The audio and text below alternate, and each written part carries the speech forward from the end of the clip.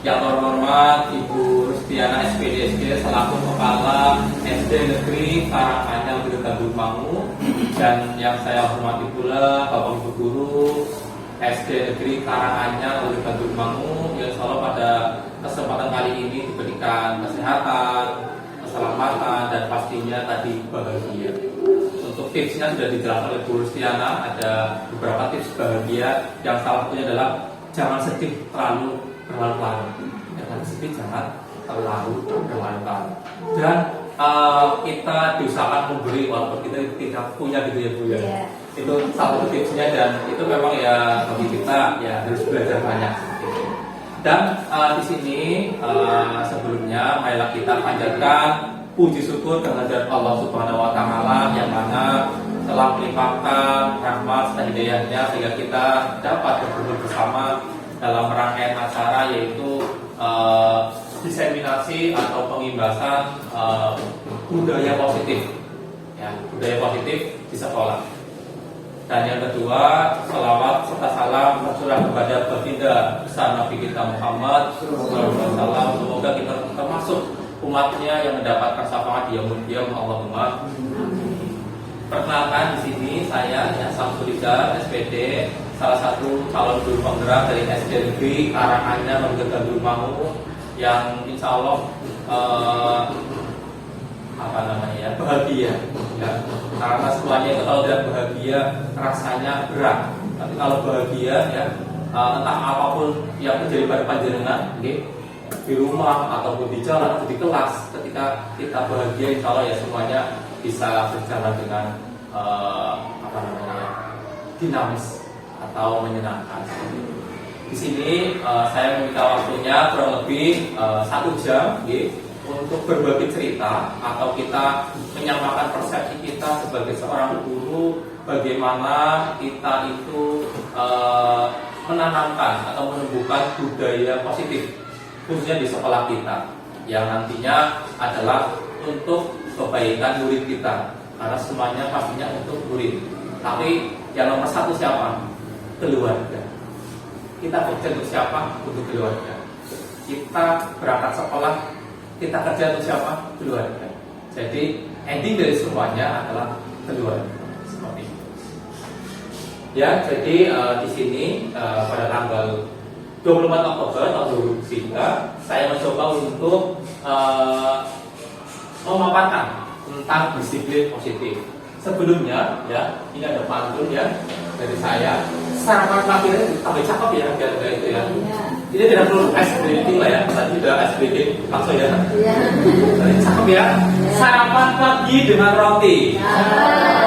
Bersiap-siap pergi bekerja. Sebelum masuk ke pembahasan inti. Cakepnya mana?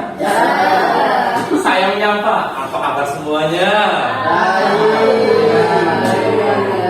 Ya, alhamdulillah baik semuanya. Dan saya melihat tadi ya, walaupun kita tadi pagi sudah masuk kelas masing-masing ya, dan tadi ada sudah bertugas di menjadi proktor, teknisi, pengawas dan yang lain sebagainya, tapi saya sangat acungi jempol panjenengan masih siap dan ready ya, kalau muka-mukanya masih fresh seperti itu.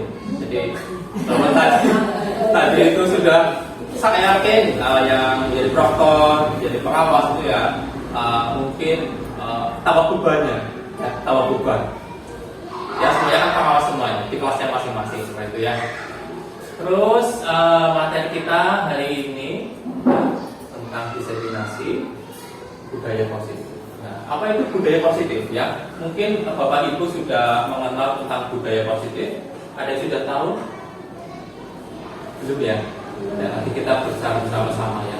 Kemudian ini nanti mungkin program ini akan diteruskan oleh Bu Rustiana sama Pak Yogo di Bendahara Bersinerja, nanti akan mengundang bintang tamu ya yang sudah super expert ya, sudah lulus guru penggerak, yaitu Bapak Nana Setiawan SPD dari SD Negeri Cilengsi Malupak.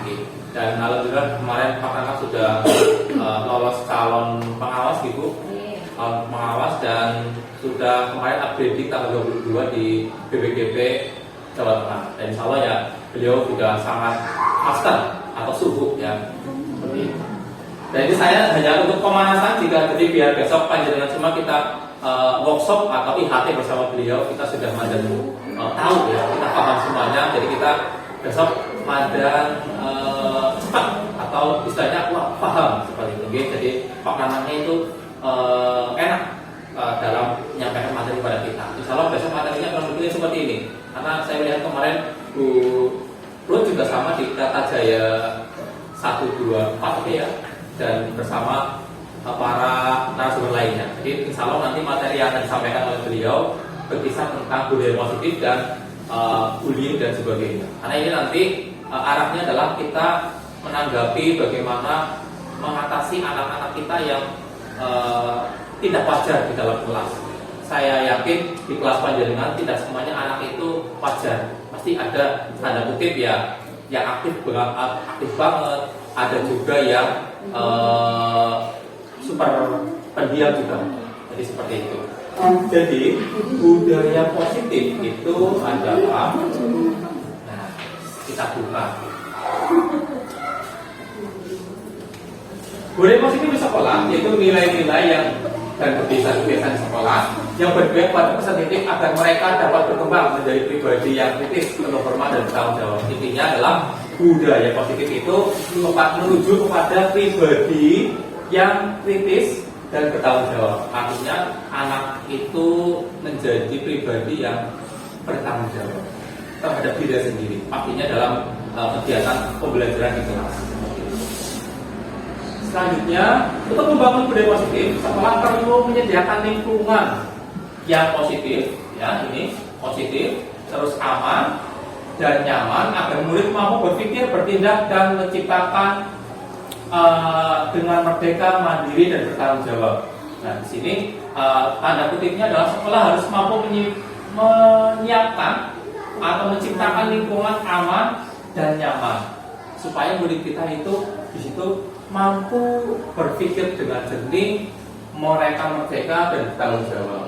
Dan lazimnya disiplin dikaitkan dengan kontrol, dalam hal ini kontrol guru dalam menghadapi murid.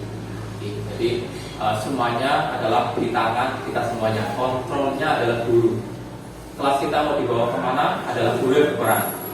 Kelas kita mau positif ya guru yang tersebut.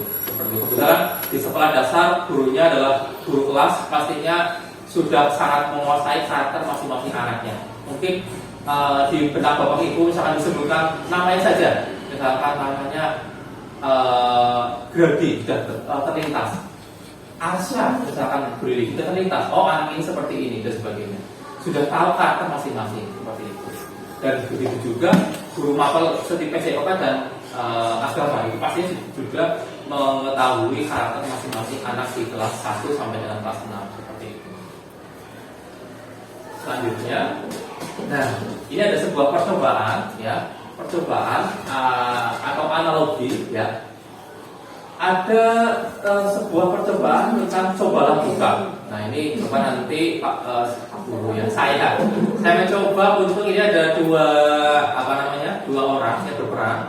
Yang pertama adalah berperan sebagai tokoh A. Nah, A, dan tugas tokoh A adalah mengepalkan tangannya. Ya, mengepalkan tangannya. Ibaratnya misalkan bayangkan di dalam tangan panjenengan itu ada sesuatu yang berharga. Tangan satu yang guru A, tokoh A mengepalkan tangan. Misalkan di sini saya beri itu adalah Bu Era sebagai tokoh A yang mengepalkan tangannya. Ya. Terus kan tokoh B, ya tokoh B itu sebagai perayu. Istilahnya nanti tokoh B itu merayu Bu Era supaya mau membuka tangannya, supaya tahu apa yang ada di dalam tangannya. Bagaimana caranya? Misalkan dengan cara menghaji, memuji, ataupun dengan cara memaksa boleh. Yang penting Bu Era mau membuka kepala tangannya yang isinya di dalamnya ada hal yang berbahagia atau hal yang berharga. Di sini tokoh B-nya sukarelawan siapa ini?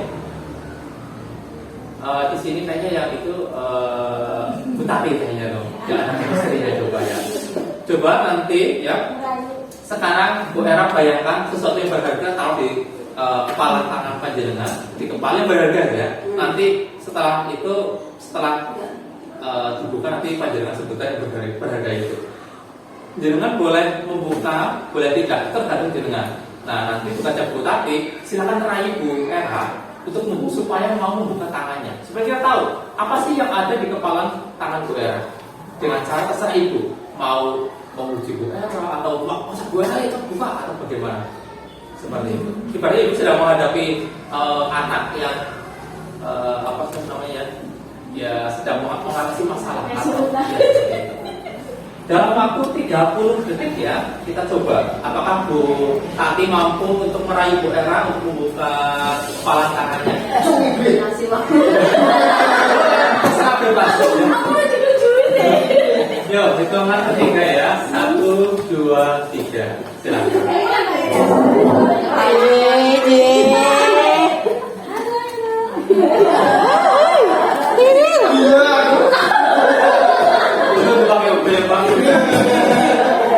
Kamu lagi pegang apa? Nggak pegang apa.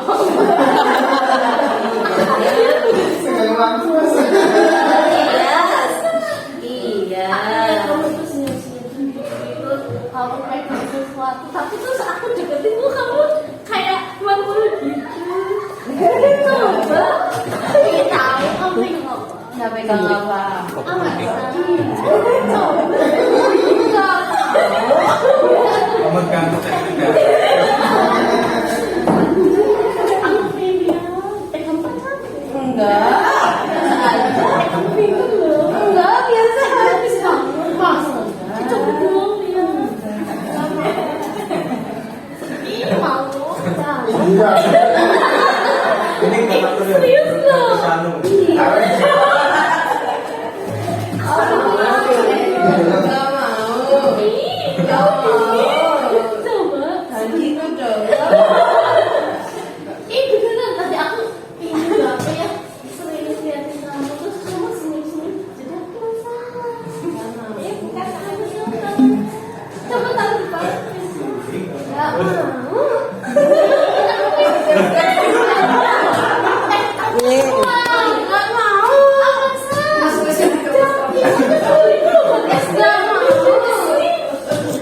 Kayak mulut tadi sih kalau kata lu.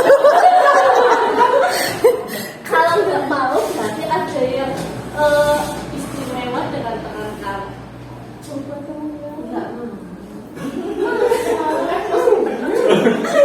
Nanti aku ajuin lu sama ibu sih. Nggak mau. Terus maunya gimana biar bisa dibuka? Aku penasaran. Jangan. Nggak mau. Oh ya sudah, kalau nggak mau besok aja ya cerita ya. Belajar ada? Ya tepuk tangan dong. Bu Tati dan Bu Era. Luar biasa. Itu nggak marah. Ini jangan marah.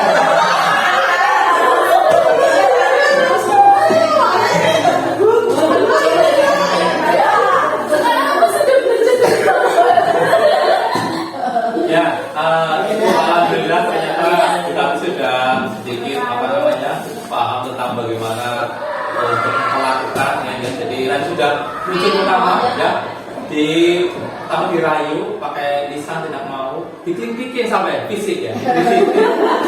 Terus yang ketiga dikasih uang ya, itu tetap tidak mau ya. Jadi artinya apa? Artinya kontrol itu berada pada siapa? Jadi kita sendiri yang memegang kontrol, ya kita sendiri yang memegang kontrol atas kepala tangan kita. Jadi apakah kita membuka atau menutup kepala tangan kita itu tergantung pada diri kita sendiri. Jadi apa sih namanya ya? Tadi kan yang mengepal adalah Bu Era. Bu Era itu tidak mau mengepal. Siapa yang mampu untuk membuka kepalanya? Saudara sendiri. Jadi tangan kita itu ibaratkan sebagai kontrol yang dimana mengontrol fluid di dalam tas itu tergantung kita. Kalau boleh tahu apa sih isi kepalanya? Coba dibuka. Isinya apa sih?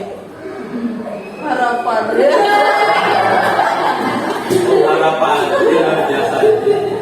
Harapan yang pastinya akan dicapai ya seperti itu untuk atau oleh kita semuanya. Jadi itu intinya adalah kepala atau kontrol ada pada diri kita. Kita mau membawa kita kemana, ya itu adalah kehendak kita. Kita mau membuka atau tidak kan kehendak kita. Seperti itu. Lanjut, menurut Ki Hajar Dewantara, tujuan dari pendidikan yaitu ini sudah banyak ditemui di PMM ya. Ini adalah sama materinya di PMM ada. Itu intinya kalau pendidikan atau pendidikan atau mendidik adalah menuntun segala kodrat yang ada pada anak. Dengan apa kan berasal dari kata menuntun kodrat alam, kodrat zaman anak. Nah sekarang kodrat zaman anak itu generasi Z atau Gen Z seperti itu. Jadi kita harus mencoba mengikuti mereka. Mereka dari asalnya dari mana, dari latar belakangnya apa, dan mereka berasal dari keluarga yang bagaimana. Kebetulan di sini saya hobinya menyimpan nomor HP wali murid, jadi saya suka intip-intip story mereka. Okay? Ada yang punya papa baru, ada yang mau menjelang naik ke pelaminan juga ada, ya, banyak ya. Jadi ternyata murid kita itu banyak yang seperti itu, namun mereka terlihat di dalam kelas itu bahagia. Seperti itu. Jadi kalau kita telusuri lebih jauh ternyata murid kita itu broken, hancur mereka. Seperti itu. Jadi saya jadi teringat waktu kecil ternyata saya masih bersyukur. Dulu waktu kecil besar oleh kedua orang tua yang sangat menyayangi saya sendiri. Jadi saya sekarang bercermin, oh berarti cuma teman ya seperti itu. Jadi itu kondisi murid kita itu tidak semuanya, tapi sebagian dari kondisi murid di SD Karanganyar 03 itu hampir dijumpai di kelas 1 sampai dengan kelas 6 ada seperti itu.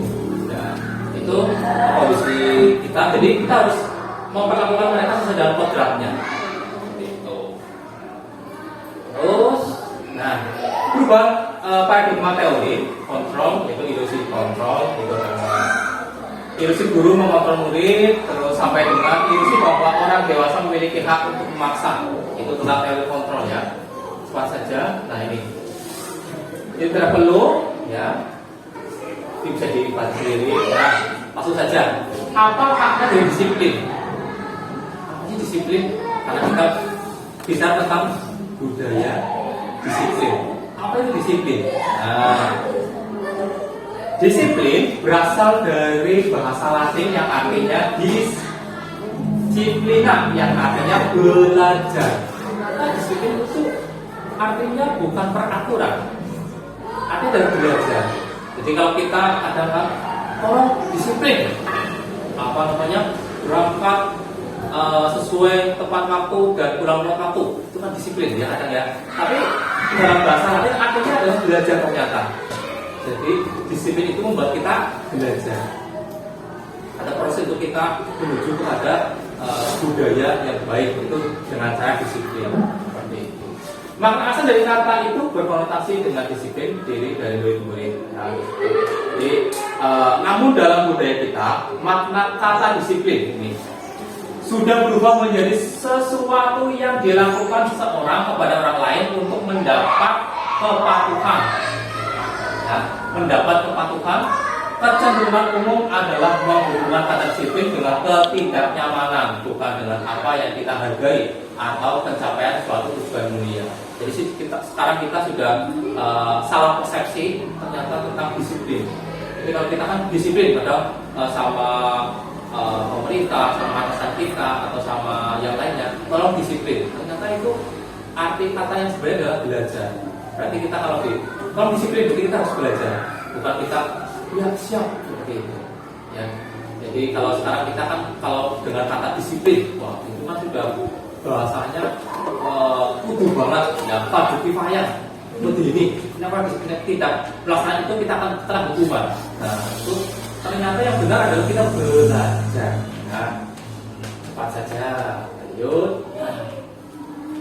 Disiplin adalah kemampuan memerintah diri sendiri dalam mengontrol dan menguasai diri untuk memilih tindakan yang mengacu pada nilai-nilai yang kita hargai dengan bertanggung jawab tanpa terperintah orang lain. Nah, di sini disiplin itu adalah berasal dari diri kita sendiri. Jadi kalau kita sudah menerapkan disiplin belajar pada diri kita, itu nanti akan lama-lama kita akan terbiasa, muncullah budaya seperti itu. Lanjut teori motivasi. Nah ini motivasi ada 3 macam ya, atau yang lebih kenal adalah 2, yaitu motivasi eksternal sama internal. Berasal dari kata eksternal, tapi faktor dari 2. Misal kita berangkat pagi karena takut kena teguran guru anak, saya lah misalnya. Itu adalah eksternal, faktor eksternal. Terus ada lagi kita berangkat pagi supaya mendapatkan imbalan. Nah, kalau berangkat pagi nanti kita mendapatkan bonus.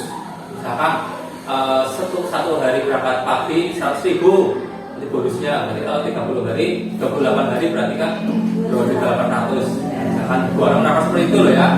Nanti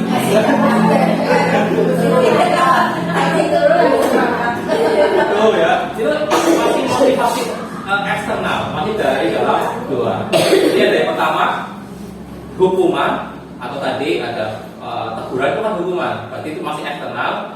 Terus imbalan juga eksternal. Nah, yang internal itu adalah untuk menghargai diri sendiri. Contoh misalkan di sini yang paling dibutuhkan kan angkatan saya nih, saya dan Bu Lili. Kalau di sini kami baru setahun 6 bulan masa kerjanya. Kalau di SK 1 tahun 6 bulan seperti itu. Jadi di sini misalkan sebagai perwujudan rasa tanggung jawab saya, misalkan sebagai guru ketika kakaknya di sini, saya berangkat pagi misal, itu adalah salah satu dari motivasi diri sendiri. Jadi bertanggung jawab atau menghargai pekerjaan dan menghargai saya sebagai guru, dan saya kalau berangkat pagi dari diri sendiri, berarti kan saya mencontohkan kepada murid saya supaya berangkat lebih awal. Otomatis kan murid kita akan mencontoh Pak Guru dan gurunya. Itu contoh saja untuk menghargai diri sendiri atau motivasi internal. Itu contoh tentang misalnya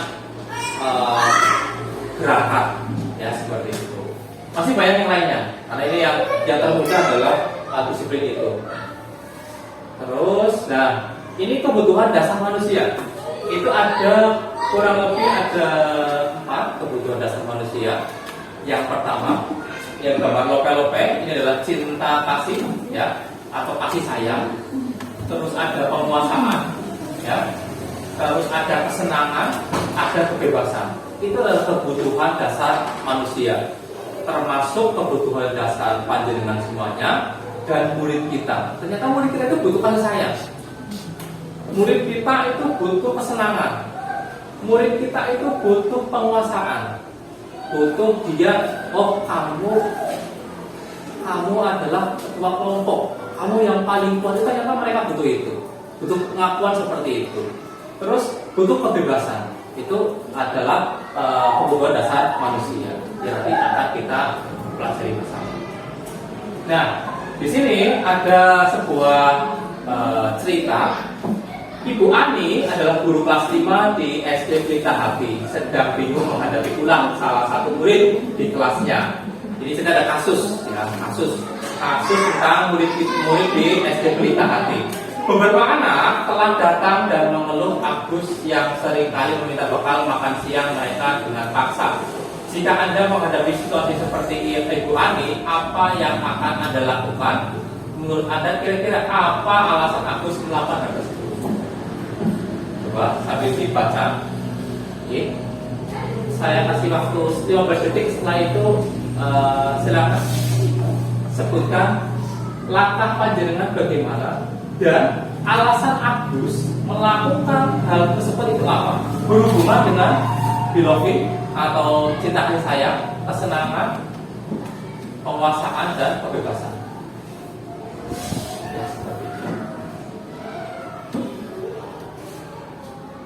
Ceritanya Agus sering meminta bekal makan siang mereka dengan paksa atau menyas ya. Nah, Ibu Ani, nah sekarang Bapak Ibu guru diposisikan sebagai Ibu Ani. Apakah bagaimana tindakan Anda menanggapi hal ini? Terus kira-kira alasan Agus kenapa sih setiap hari itu memaksa meminta makanan ke temannya seperti ini? sekarang dari kaum bapak guru ya, Pak Yogo ya. Belum boleh ya Pak itu ya. Ya Pak Yogo ya Pak.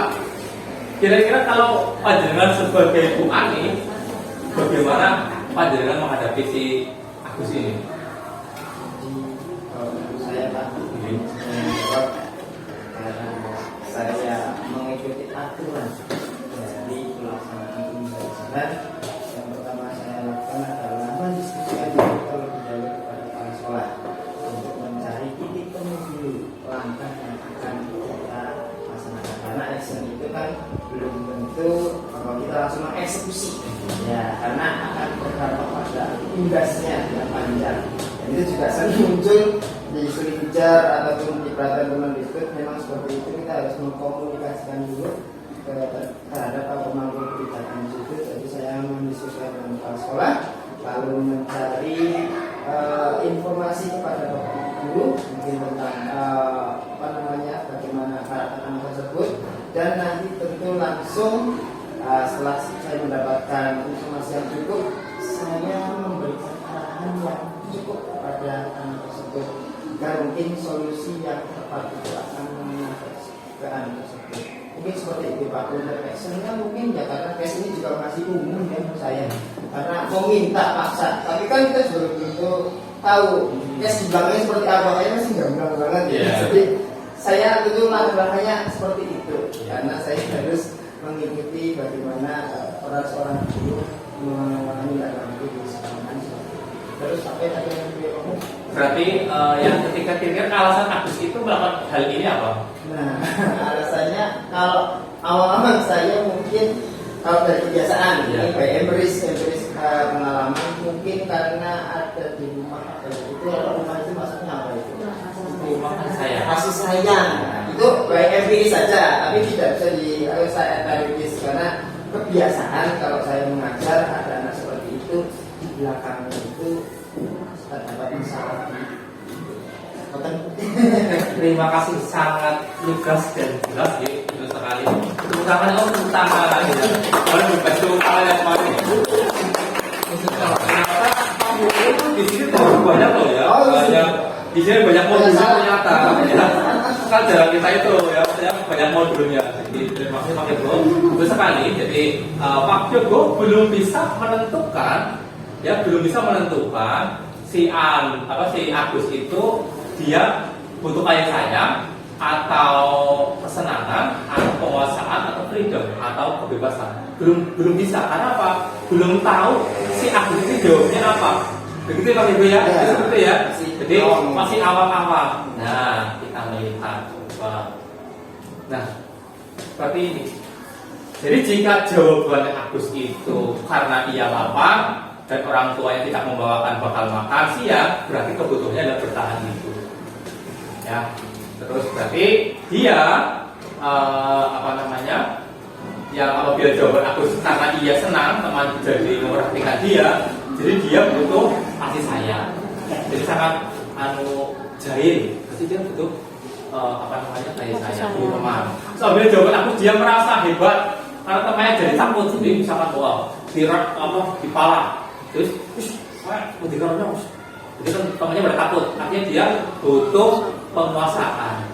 Jadi dia perlu ingin mendapatkan pengakuan bahwa dia adalah kuat, seperti itu ya. Terus jadi kalau Agus dia merasa bosan dengan bekal yang dibawa ibunya, jadi ini merupakan kebutuhan apa? Kalau bosan. Bosan berarti butuh bebas. Kebebasan. Nah, terus apabila jawaban Agus iseng saja, dia menikmati ekspresi wajah temannya. Jadi berarti kayak Kela sama Alka itu berarti jahil ya, senang ya, senang melihat Alka masuk neraka Kela. Jadi itu juga sama. Berarti itu kebutuhannya dalam kesenangan. Ya kesenangan. Jadi bagaimana caranya kita membuat anak, jadi nanti setelah ini dialihkan. Kalau dia butuhnya senang, berarti kesenanganmu apa sih sebenarnya sih selain kamu itu membuat tangis Kela, kamu senangnya apa selain itu? Nah itu nanti alternatif untuk menyelesaikan masalah itu. Jadi belajar ternyata saya belajar Kemarin apa sama apa ya? Oh, kayak gue berarti lah. Jalan-jalan nang kelas. Itu ya. Terus ada 5 posisi kontrol guru ini. Salah ngucap nih, jadi saya pelan-pelan. 5 gaya kontrol guru ya. Ada 5. Yang pertama penghukum, pembuat merasa bersalah, teman, pemantau, manajer. Dari 5 ini, nah di sini yang paling itu adalah Bu Lili. Panjenengan biasanya yang mana Bu? Teman. Yakin. Teman. Oke, kita kunci ya, beli teman. Ya, oke. Kalau di sini yang punya apa itu kayak dia berapa marah itu kayaknya tadi kan Bu berapa marah. Berarti yang mana Bu? Di sini tuh ya Pak. Oh, Bu. Saya Ya. yang pertama Kamu ini satu aja Bu, satu. Yang sudah biasa Ibu laksanakan di kelas. Ketika ada anak yang salah, anak yang bermasalah, panjenengan langsung nomor berapa? Kira-kira. Bersalah. Yang pakai imam, kita dua. Kita itu menyesal dan berubah. kalau bener, gimana bener? Mantap. Oh mantap. Kalau masih dalam kan wajar anak ya. Kalau bukan Bu, sekarang Sama kayak Bu tadi. itu aku kejar Mas Bu. Aku milih manajer. Manajer, waduh. Tahap ketiga dalam manajer, ya. Kita lihat. Tahap ketiga dalam manajer. Kita lihat apa kita sudah sesuai dengan kaidah ini. Oh, sudah kelihatan ya. Bacain saja. Sekali ya. Ambil share itu ya sudah. Dan jawaban munafik ya sudah manajer. Saya bacakan satu ya. Penghukum di sini ya, contohnya menghardik, menyakiti, menyindir itu menghukum, menyindir. Terus biarkan saja nanti, nah itu termasuk menghukum. Misalkan pembuat rasa bersalah, kamu seharusnya kamu itu lakukan itu merasa bersalah. Kalau teman memberikan alasan-alasan untuk muridnya, terus memantau, menghitung dan mengukur, dan manajer ini yang paling bagus adalah mengajukan pertanyaan-pertanyaan. Jadi tidak harus langsung menghukum. Oh kamu salah, kamu tidak mau capek, jadi laporan sekali. Kamu tidak upacara, push up misal, itu adalah penghukum langsung. Terus kalau manajer memangnya kok, kenapa kamu tidak berangkat sekolah?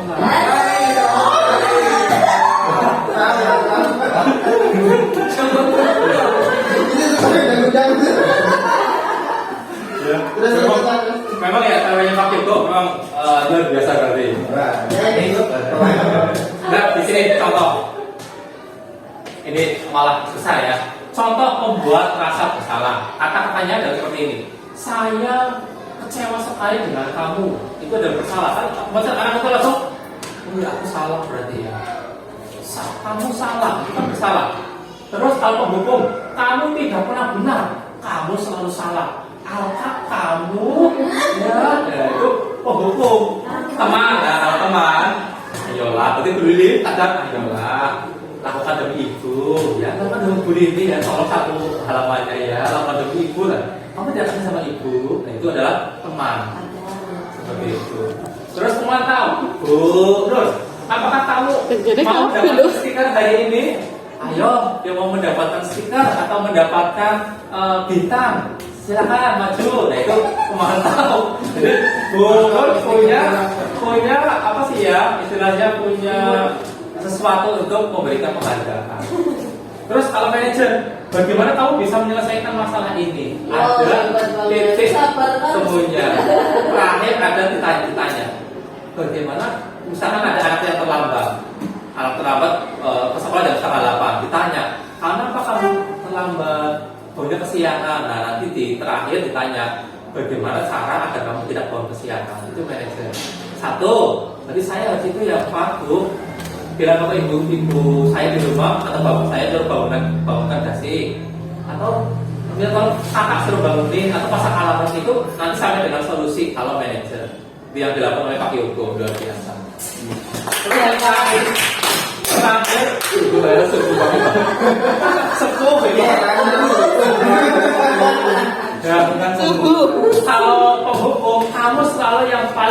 adil. Nah, pokoknya justice. Tapi ya justice seseorang. Tapi sejauh ini kalau saya jujur ya, saya baru sampai di pembuku biasanya. Sama paling mentok-mentok ya pembuat rasa bersalah lah. Ada Di antara 5 itu yang paling baik yang mana? gimana? Di antara 5 itu yang paling baik. Manajer. Manajer. Soal alon-alon. Jadi panjenengan tidak akan melukai hati anak kita kalau panjenengan menggunakan apa namanya tadi pembuat rasa bersalah, anak itu bisa sakit hati. Kan ada kata ini, saya sangat kecewa dengan kamu. Itu kan aduh, berarti guru kecewa ya, sakit hati ada sakit hati tersebut. Kalau penghukum masih ingat, coba dari sini saya yakin wajar makanya ya. Bu, ibu waktu SD atau SMP pernah dihukum Bu sama bapak ibu gurunya? Baik, alhamdulillah. Baik. Iya, saya. Oh, anak baik ya Bu. Iya. Coba di sini yang dari mungkin SD, SMP atau SMA. Saya nggak pernah dihukum. Kenapa, Bu? Kemak SMP. Kenapa, Bu? Saya kebagian itu jerit malam. Saya bagian jaga tenda tapi tidur. Tidur. Nah ketiduran ya gitu loh. Masih ingat kan Bu hukuman apa yang diberikan oleh Pernah masih. Siapa, Mas? Suruh nyanyi. suruh nyanyi? Iya nyanyi tapi di depan teman-teman. Gitu. Itu hukuman itu. Saya disuruh jaga tenda, tapi teman-teman pada jerit malam itu. Lah, saya ketiduran. Nah, itu dari kombinannya ada yang ambil barang yang ada di tenda itu. Berarti kan barang itu hilang. Artinya saya kan tidak bisa menjaga barang itu, maka itu tanggung jawab saya.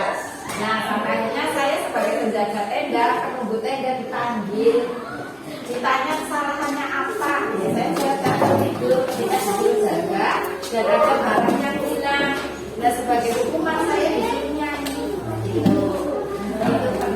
Itu contoh satu yang kiranya hukuman itu akan terus membekas Ya, sampai sekarang saya sampai ingat. masih ingat. Jadi itu adalah wujud hukuman atau hukuman yang diberikan oleh bapak ibu guru, termasuk anak-anak yang sudah panjenengan berikan hukuman.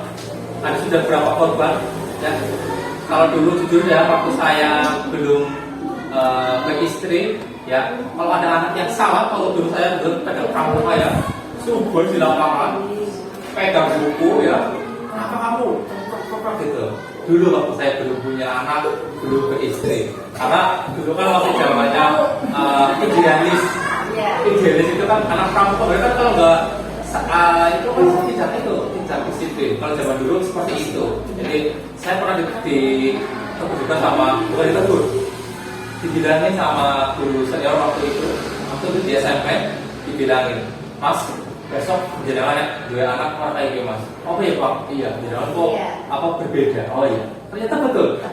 Ternyata setelah beristri punya anak, ternyata itu akan mengalir ya, karena nanti kita mengaca kalau bagaimana kalau anak kita yang seperti itu dilakukan oleh gurunya, ya, seperti itu. Berarti tidak memukul, cuma memarahi, karena pramuka itu kan identik dengan marah-memarah, dan orang memarahi itu kan orang sangar, ya, seperti itu. Senior. Ya. Jadi apa namanya, belajar banyak dari pengalaman-pengalaman yang seperti itu. Itu jadi tentu saja memang penghukum dan rasa bersalah itu yang masih nomor 2 bagi saya. Saya belum sampai di level manajer. Jadi dengan adanya materi ini atau pendidikan guru penggerak ini, saya belajar ternyata dari seorang guru supaya anak itu apa namanya tidak terjadi seperti Bu Ana tadi ya, apa namanya ada yang terngiang-ngiang hukumannya. Saya dulu waktu SD pernah dipetung sama itu, bukan itu di yang pakai itu loh, bambu. Kan zaman dulu guru SD ya, makanya itu ya. Itu tahun itu sampai sekarang masih ingat. Jadi itu salah satu yang ternyata kurikulum sekarang itu pernah dimakalin, kalau saya akuin otaknya cerdas, ya, bisa mengubah yang memang sebenarnya baik sekali, bagus. Cuman ya belum semuanya.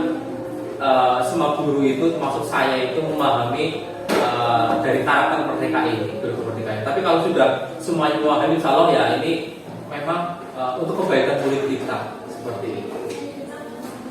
itu untuk beberapa posisi kontrol. Nah, itu budaya positif. Nanti muncul dari lingkungan positif, terus keyakinan kelas. Dan yang pertama adalah kita membuat keyakinan kelas untuk memunculkan budaya positif. Jadi tahap pertama nanti dari ini yang umum ini adalah peraturan kelas. Peraturan kelas pertama kita turunkan menjadi berbagai macam. Yang terakhir ada keyakinan kelas. Kalau keyakinan kelas sudah terwujud, nanti akan muncul yang namanya lingkungan positif. Setelah lingkungan positif, nanti akan budaya positif. Kalau kita yang posisinya masih di peraturan kelas, ya, jadi belum melangkah sampai di budaya positif. Lanjut, apa itu keyakinan kelas? Nah, apa itu keyakinan kelas? Ya. Apakah panjenengan sudah membuat keyakinan kelas di kelas? Apakah pertama? Apakah sudah membuat peraturan kelas? Bukan sudah? Peraturan kelas coba apa? Contohnya Bu? Membuang sampah. Ya. Saya tidak membuang sampah. Ya. Betul. Terus apa? Mengerjakan PR. Ya. Mengulang tugas. Tiket. Ya. Oke, betul. Jadi nanti keyakinan kelas itu akan diturunkan dari peraturan kelas. Supaya tujuan dari keyakinan kelas ini adalah bukan untuk menghukum, bukan untuk mengatur, tapi meyakini. Seperti agama. Jadi yakin, oh itu adalah nilai kebajikan. Seperti itu. Nanti kita bahas. Kita lihat apa itu keyakinan kelas. Keyakinan kelas adalah nilai-nilai kebajikan atau prinsip universal yang disepakati bersama secara universal lepas dari latar belakang suku. Jadi garis bawah adalah nilai-nilai kebajikan atau prinsip yang disepakati bersama. Ya. Lanjut, ketentuan keyakinan kelas. Nah ini contohnya, misalkan tadi Bu Frida sudah membuat di dalam kelas dilarang apa tadi Bu? Ya misalkan nih saya contohkan dilarang mengganggu orang lain. Ya, keyakinan kelasnya atau nilai kebajikannya adalah menghormati orang lain atau diri sendiri. Tapi di sini peraturan kelasnya adalah dilarang mengganggu orang lain. Itu kita hanya mengubah dari bahasa dilarang menjadi bahasa yang lebih enak atau lebih apa sih namanya lebih santun ya, menghormati orang lain. Itu. Jadi nanti kita akan ubah semuanya peraturan menjadi keyakinan kelas. Terus di sini dilarang menggunakan narkoba. Kebajikannya apa? Nilai keyakinan kelas dan kesehatan. Karena kalau mengkonsumsi narkoba otomatis orang tersebut akan sakit seperti itu ya. Terus di sini contohnya kalau waktu zaman kemarin ada COVID, gunakan masker. Keyakinan kelasnya adalah kesehatan atau keselamatan. Terus jangan berlari di kelas atau koridor, jangan lari di kelas. Itu termasuk di sini keyakinan kelasnya adalah keselamatan atau keamanan. Ya, itu cepat saja. Nah ini ada keyakinan kelas, ada kesepakatan kelas. Kira-kira sama atau tidak ya? Kesepakatan sama keyakinan.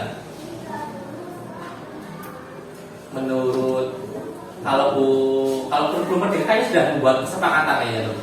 Ya Pak Film ya? Betul ya?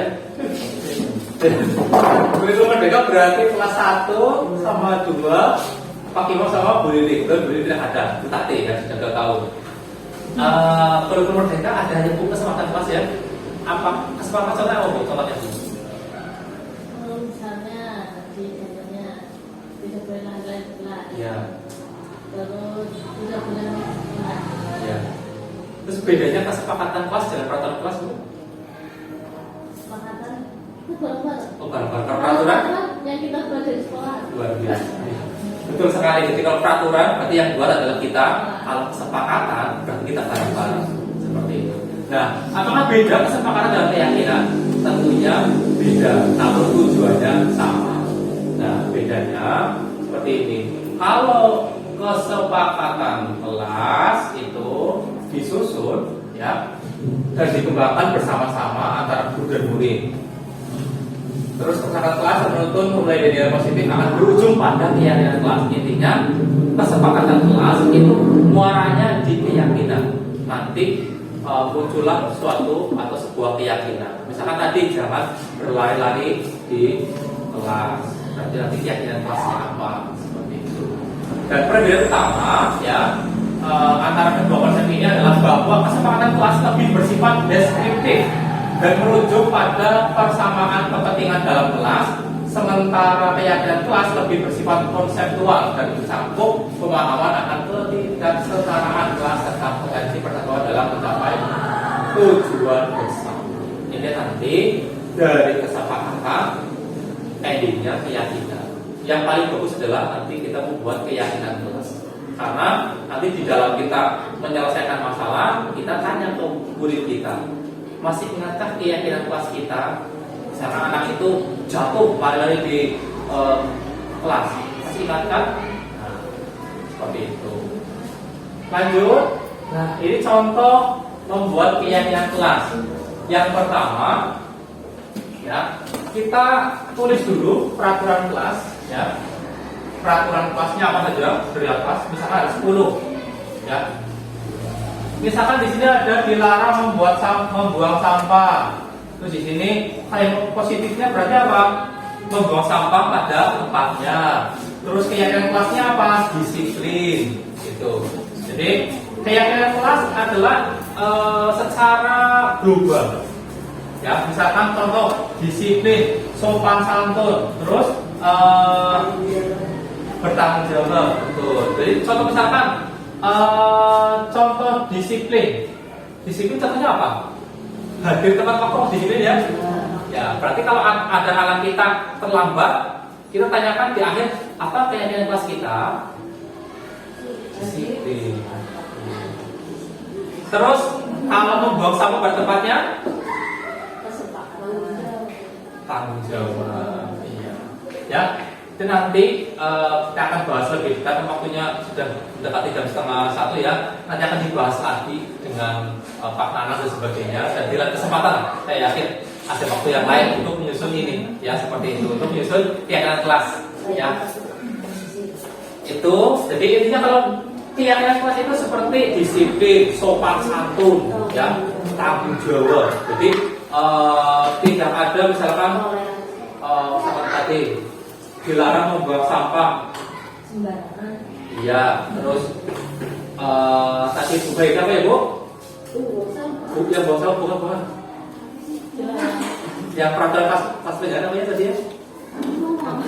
Ya, Aku kasih kok. Tepat waktu. ya, termasuk disiplin berarti. Kayaknya kelas kita adalah disiplin. Ya, lanjut. Nah, ini yang paling kita menyelesaikan masalahnya dengan ini segitiga restitusi. Ini adalah cara untuk menyelesaikan masalah pada murid kita dengan cara segitiga. Segitiga ada berapa isinya? 3. Berarti ada 3 angka. Iya, betul sekali. Iya, betul sekali ya. Jadi segitiga restitusi ini adalah menciptakan kondisi bagi murid untuk memperbaiki kesalahan mereka sehingga mereka bisa kembali pada kelompok mereka dengan karakter yang lebih kuat. Jadi ketika anak itu bersalah sama panjenengan di Anda dulu Bu. Ya. Sebentar. Sambil berwaktu nggak apa-apa. Jeda ya. Jeda. Toleransi. Itu sih ya intinya untuk ini melalui segitiga ini guru dapat membantu murid menjadi lebih memiliki tujuan, disiplin positif serta memulihkan dirinya dengan setelah mereka berbuat salah. Intinya setelah berbuat salah anak itu tidak trauma, tidak benci dengan gurunya. Kadang kalau zaman dulu saya rambut panjang, kalau zaman dulu kan ada rambut panjang yang nyukur potong gurunya. Saya pernah nonton, terus Pak pakai bayinya nanti Pak, saya pernah di Purnama, lewat Muktisari, tetap jalan-jalan Pak. Mas seperti itu. Dulu kalau sana kan memang komplek-komplek pasar, ya sama jadi anak-anak komplek pasar, jadi mereka ya memang orang hebat betul, jadi memang luar biasa. itu. Jadi ada traumatik. Nah, tahapan segitiga restitusi yaitu ada 3 ya. Pertama, itu yang pertama adalah menstabilkan identitas dengan kalimat misalkan setiap orang pasti pernah melakukan kesalahan. Terus kamu bukan satu-satunya yang pernah melakukan kesalahan. Kamu tidak ada manusia yang sempurna. Itu namanya menstabilkan identitas. Artinya anak itu iya, berarti ujungnya masih salah. Itu namanya stabilkan. Ya. Terus yang kedua ada validasi tindakan yang bersalah. Kamu tentu punya alasan. Misalkan ada yang salah, misalkan kayak si Aksa. Kenapa kamu bangunnya terlambat? Kan ada alasannya mesti. Kenapa dia terlambat? Alasannya apa Aksa? Saya Pak, tadi malam saya nonton TikTok sampai dengan jam 12 malam misal. Terus adakah cara yang lebih efektif untuk mendapatkan apa yang kamu butuhkan? Nah, bagaimana supaya kamu tidak bawa kesiangan? Terus yang terakhir langkahnya menanyakan keyakinan. Apakah keyakinan kelas kita? Kalau kita belum menentukan keyakinan kelas, belum bisa melakukan segitiga restitusi ini. Tapi kalau sudah sampai kesepakatan kelas ya sudah bisa sama saja. Jadi tahap yang pertama stabilitas. Jadi jangan langsung ketemu anak langsung. Oh ya, kamu rokok ya? Duduk di mana? Beli di mana rokok? Rokok maning omongan juga itu kan langsung. Sungguh. Jadi selayakan dulu. Oh iya, kemarin kamu rokok ya? Iya sih. Anak merokok itu kan bukan hal yang dosa enggak. Jadi bukan kamu ya rokok kok. Itu kan disampaikan dulu stabilkan. Jadi anak itu benar-benar stabil dulu. Baru boleh tahu nggak sih Bu Guru kalau merokok asal merokok kenapa? Ya, terus ditanya lagi. Jadi ilmu psikologi. Misalnya di sini guru BK Ibu kemarin ada SKBK ya Bu. BK semua guru kelas Ibu. Jadi itu adalah caranya untuk psikologi anak yang kita belajar. Ya. Itu terus dan kamu ingin jadi orang yang seperti apa? Untuk saya katakan setelah tanyakan apa keyakinan kelas kita. Nah terus selanjutnya janjinya kepengenmu seperti apa sih? Tanya target priwe baru kita ada solusi. Kalau tidak bisa memberikan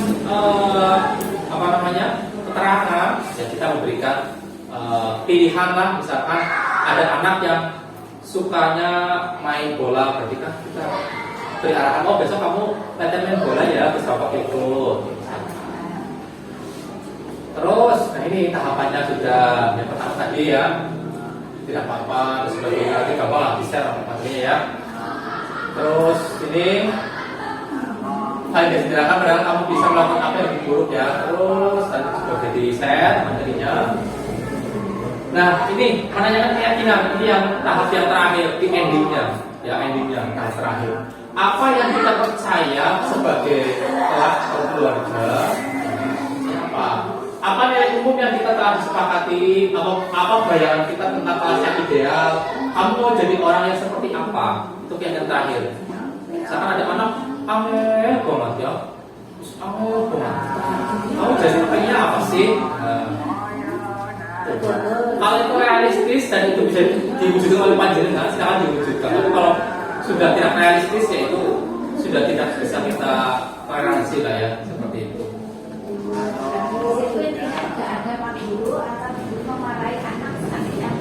Ya, tidak ada Bu, tidak ada Bu. Beda sama dulu ya. Iya. Sama dulu kan langsung difonis. Langsung difonis. Langsung difonis. Kamu salah. Kamu tidak boleh seperti itu.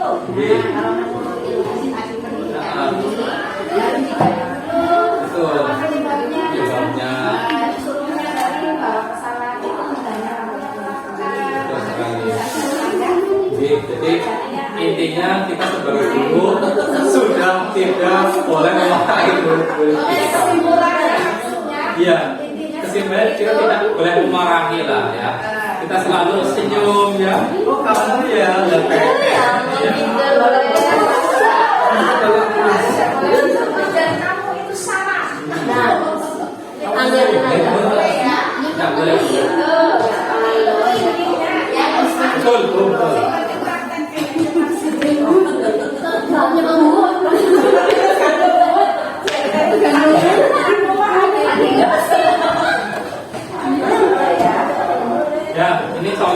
kemarin saya mencoba kasus ya, coba bisa ditampilkan apa tidak ini ya.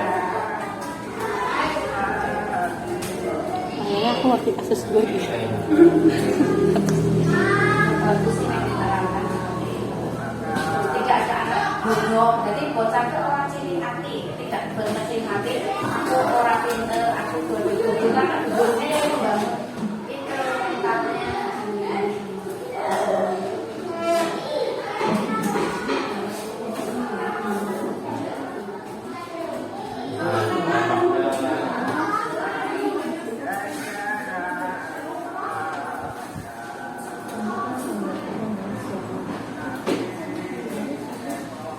Ya tidak sesuai itu tampaknya ya, tidak boleh ya. Nanti gampang ya, intinya sudah konkretnya bahkan kemarin ada 2 kasus ya. Nah ini kasus yang pertama itu ceritanya Mira ya, apa Mira itu membuang sepatunya Alisa ke lapangan. Ceritanya sinopsisnya ya, istirahat Mira itu membawa sepatunya Mira ke tengah lapangan sampai membawa sepatunya Alisa ke tengah lapangan sampai Alisa nangis.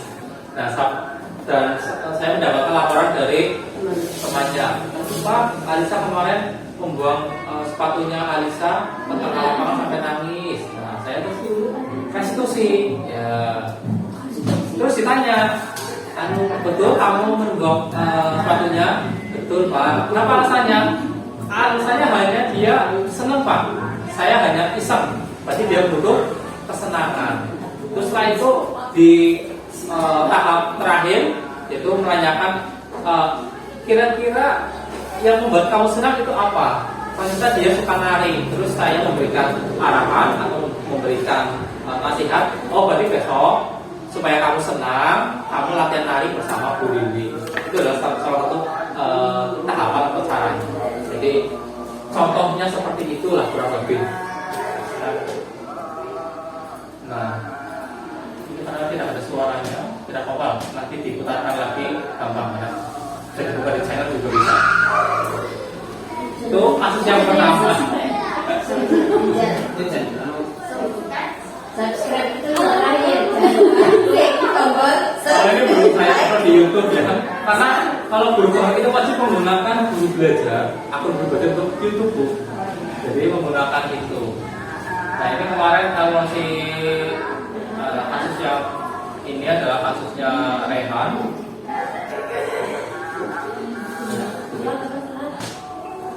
Bluetooth mode. Nah, kayaknya sudah bisa menjalankan. Sudah ibunya sudah bisa jalan di sini.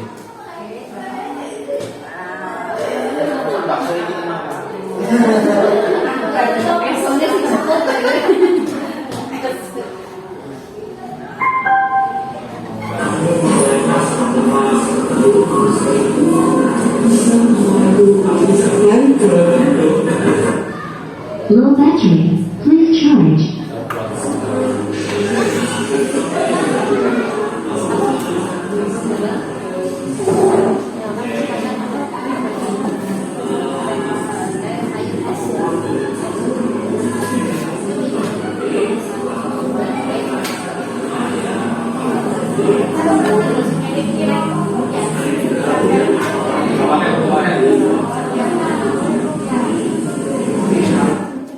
Low battery. Please charge. Ya, intinya untuk yang kasus ini itu Rehan itu apa namanya tidak mengerjakan tugas ketika tinggal pergi. Saya kadang nggak urusan. Dia tidak mengerjakan tugas padahal hari itu akhir berapa? Ya. Jadi saya tanyakan alasannya kenapa kalau nggak mengerjakan tugas? Alasannya karena dia itu apa namanya malas, atau dia itu kemarin itu scroll TikTok sampai jam 12 malam. Nah, akhirnya direstitusi dan TikTok dan sebagainya. Ya, ini kelas 6. Kayak jadi Bawah itu. Kelas 5 ya, kelas 5. Rehan. Ya, Rehan. Kelas 6 ini. Oh, itu ya, Rai. Low battery. Please charge. Rehan. Power off. Ya, itu sedikit gambaran. Nanti gampang kita videonya putar lagi. Nanti gampang kita kapan-kapan putar lagi untuk apa namanya video-video yang tadi belum disampaikan. Karena waktunya sudah 1:30. Nanti gue kelabasan jadi panjenengan berkurang untuk waktu istirahat di rumah seperti itu. Ini terakhir, sebelum ditutup tadi sudah sampai sini. Nanti misalnya membutuhkan materi jadi tersesat lah seperti itu ya. Kasus sudah, nah sudah. Kita coba. Kayaknya tadi sudah ditanya jawab kita sudah ya. Ada yang mau bertanya? Ya alhamdulillah sudah cukup deh. Jadi itu ya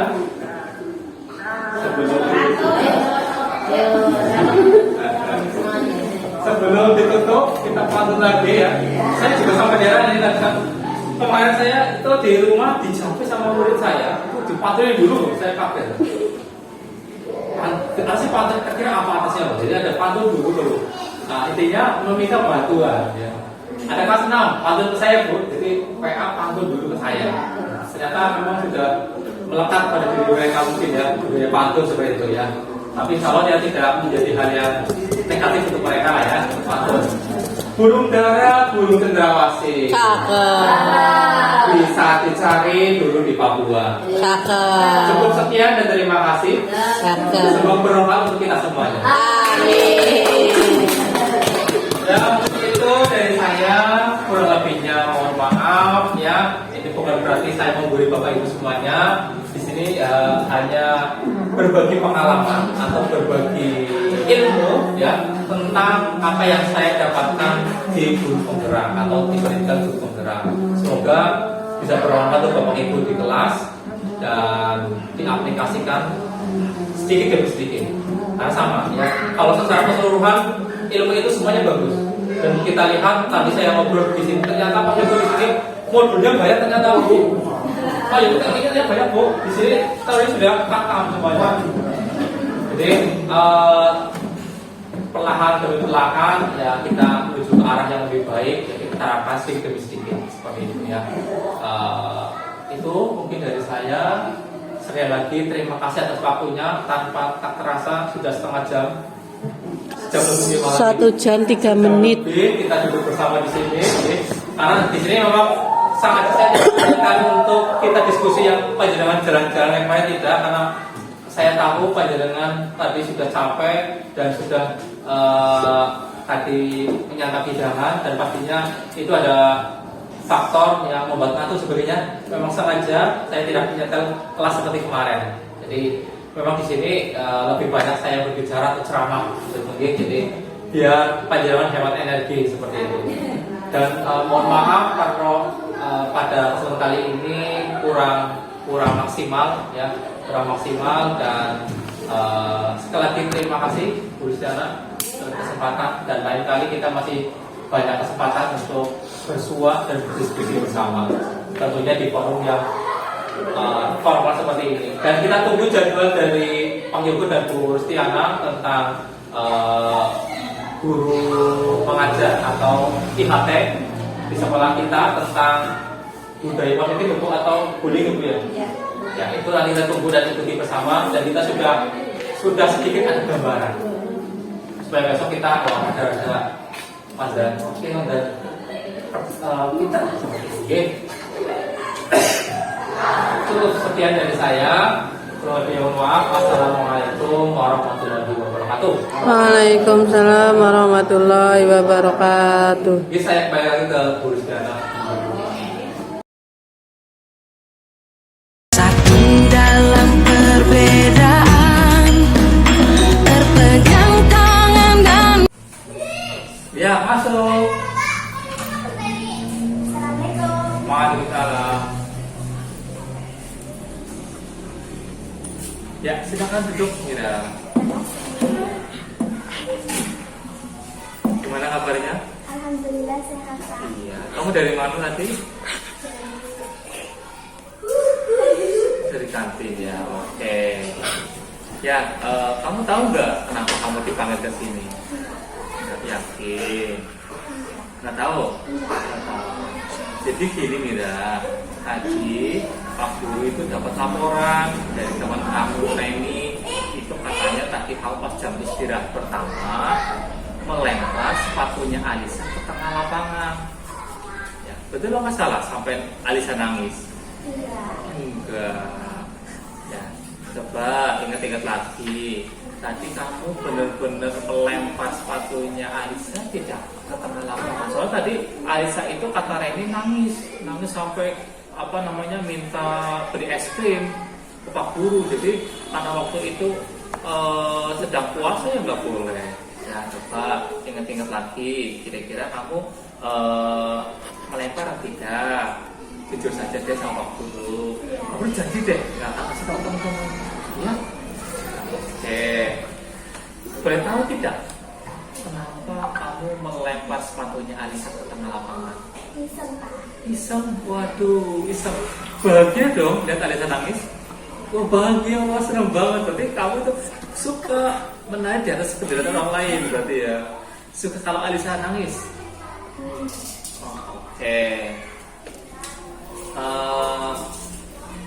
Kalau boleh tahu, itu hanya alasan itu dok yang membuat kamu pengen melempar sepatunya Alisa ke tengah lapangan. Iya, oke. Tidak apa-apa Mira. Jadi tidak pernah manusia itu tidak lepas dari salah. Maksud kamu ya, tidak ada manusia yang sempurna. Pastinya anak itu pernah melakukan kesalahan. Nah, kira-kira kalau kamu salah, apa yang kamu harus lakukan? Minta maaf. Minta maaf. Apa kamu mau minta maaf ke Alisa? Mau. Kapan? Besok. Oke. Besok berarti kamu menemui Alisa dan minta maaf ya. Janji? Janji. Bagus sekali Mira. Jadi meminta maaf itu adalah perbuatan yang terpuji dan baik. Sebagai murid SD Karanganyar 3 harus pandai-pandai untuk meminta maaf atau mohon maaf kepada teman jika salah itu. Oke, kira-kira selain melempar sepatu ada tidak yang membuat kamu bahagia? Tadi kan kamu bahagia yang melempar sepatu, ada nggak? Menari. Kamu suka menari? Suka. Oke. Kamu mau nggak Pak Guru? Kamu bisa menari nggak sekarang? Bisa sedikit tapi ya. Ya, mau nggak kalau kamu itu Pak Guru ajarkan menari? Mau. Oke. Di sini kebetulan ada Bu Lili yang pandai menari. Nanti kalau kamu Pak Guru suruh untuk berlatih menari sama Bu Lili mau? Oke. Ya, jadi besok kamu setelah selesai pelajaran menemui Bu Lili dan latihan menari ya. Mau? Iya. Oke, terima kasih Mira. Nanti setelah ini silakan kamu pulang ke rumah, belajar jalan dan salam untuk bapak dan ibumu di rumah. Mohon maaf tadi kamu waktu pulangnya lebih lama daripada temannya. Itu ya. Oke, sampai jumpa lagi besok dan jangan lupa besok minta maaf dan besok kamu latihan menari ya supaya bahagia ya. Oke, silakan boleh pulang ke rumah. Tapi ya. Tapi terima kasih. Waalaikumsalam.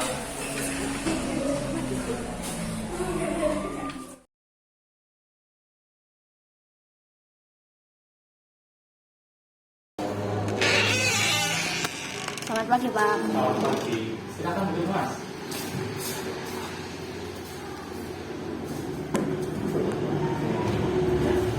Gimana kabarnya? Kemarin Pak Guru mendapatkan info dari teman kamu ya bahwa kamu kemarin berangkat nggak kemarin? Berangkat, Pak. Tapi tidak mengundurkan tugas. Oh iya. Berarti kemarin kamu tidak mau tugas ya? Kenapa kamu tidak mau tugas kemarin? Karena saya mengantuk, Pak. Tadi malam saya scroll TikTok sampai jam 12 malam. Oh, tadi malam kamu scroll TikTok sampai jam 12 malam. Jadi paginya mengantuk begitu ya? Kamu masih ingat tidak keyakinan kelas kita apa? Masih lama. Apa coba? Selalu bertanggung jawab. Selalu bertanggung jawab. Oke, apakah kamu sudah bertanggung jawab? Belum. Ya. Keyakinan kelas yang mana yang kamu kiranya harus bertanggung jawab dan seperti apa? Mengumpulkan benar. Itu kamu tahu. Jadi kelas kita keyakinannya adalah mengumpulkan tugas jika ada tugas dari bapak ibu guru ya. Nah, terus kira-kira apa ya solusinya untuk masalah kamu itu? Yang pertama saya meminta maaf karena tidak mengerjakan tugas dari Pak Ustaz. Ya. Yang kedua saya tidak akan tidur terlalu lama. Yang ketiga Apa? Mengerjakan. tugas dari Pak Ustaz. Iya. Baik ya, Pak Richard apresiasi untuk tanggung jawabmu dan kamu boleh kembali istirahat ya. Terima kasih dan sampai jumpa lagi ya. Tolong itu besok berarti kamu kerjakan tugas terus dikumpulkan di meja Pak Guru lagi ya. Seperti jangan diulangi. Itu ya. Terima kasih Ustaz.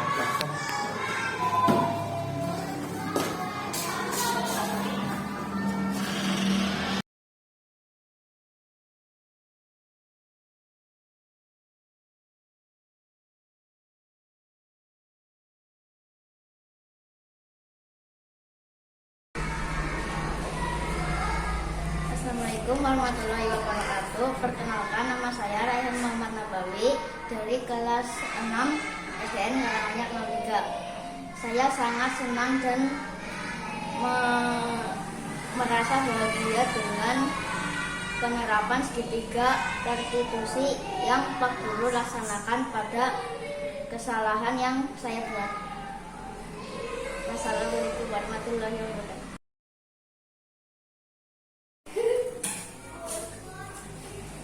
Assalamualaikum warahmatullahi wabarakatuh. Perkenalkan, nama saya Mira Barokatuh Nikmah, kelas 6 SDN Karanganyar 03 Gandrung. Perasaan saya senang dan bahagia. Menurut saya, praktik ini sangat tepat dan bisa dilaksanakan di SD Karanganyar 03 Gandrung. Terima kasih. Wassalamualaikum warahmatullahi wabarakatuh.